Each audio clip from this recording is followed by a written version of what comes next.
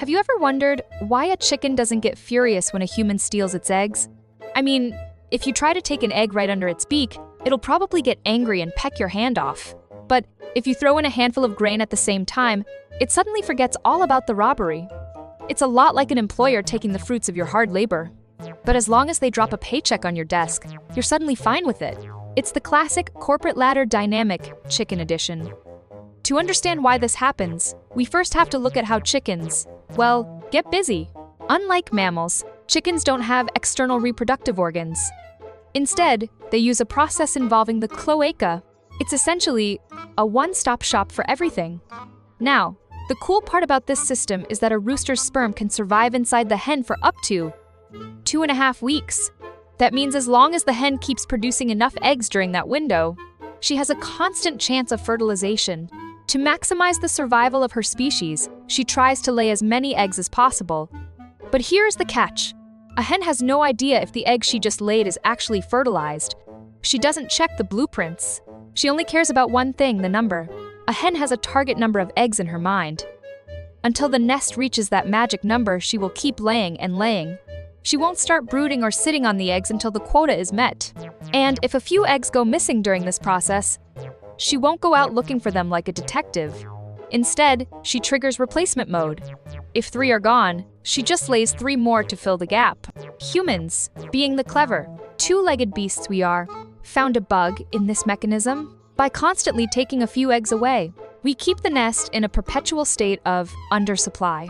The hen becomes a biological perpetual motion machine, stuck in an endless loop of egg production.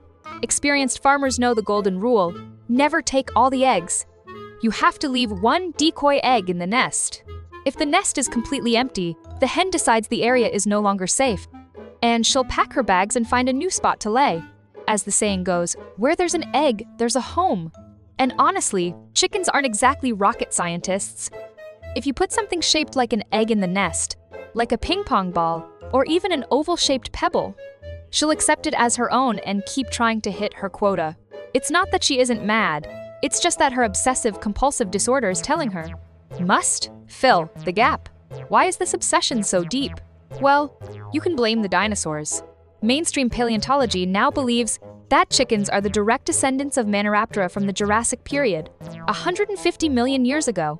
In a strictly scientific sense, dinosaurs never went extinct, they just became nuggets. You look at a chicken today and think, man, how did a dinosaur become so lame?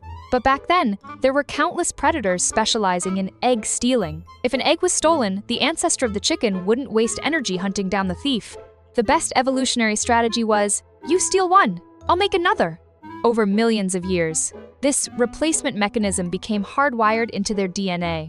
This is a survival strategy based on quantity over quality. As long as you produce enough offspring, you won't go extinct. They are what we call R-strategists. A live fast, die young, but produce a lot lifestyle. Today, chickens have entered into a deep, permanent bond with humans. As long as humans exist, the survival and reproduction of the chicken species are guaranteed. From that perspective, the chicken might be one of the most successful species on Earth.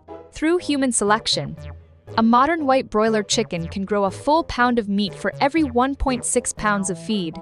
They are ready for the market in just 42 days. It's a biological miracle, but a grim one. In a factory farm, a chicken's entire life might be lived in a space the size of an A4 sheet of paper. For the individual chicken, the fate is undeniably tragic. But remember, the source code of any carbon-based life form boils down to 2 things: eating and reproducing. Or as we like to say, dining and dating. Everything else, exercise, sensory pleasure, intelligence, is a luxury that most organisms can't afford. Evolution doesn't care about the happiness of the individual. It only cares about the survival of the gene. Even though 100 chickens are slaughtered every 0.05 seconds, and humans consume 70 billion chickens a year, their genes have conquered the globe. Is that an evolutionary success? Absolutely. In fact, it's hard to tell who's in charge. Did humans domesticate the chicken? Or did the chicken use its own meat and eggs to bribe humans into building them climate-controlled homes and protecting their DNA? Think about that next time you're eating a wing.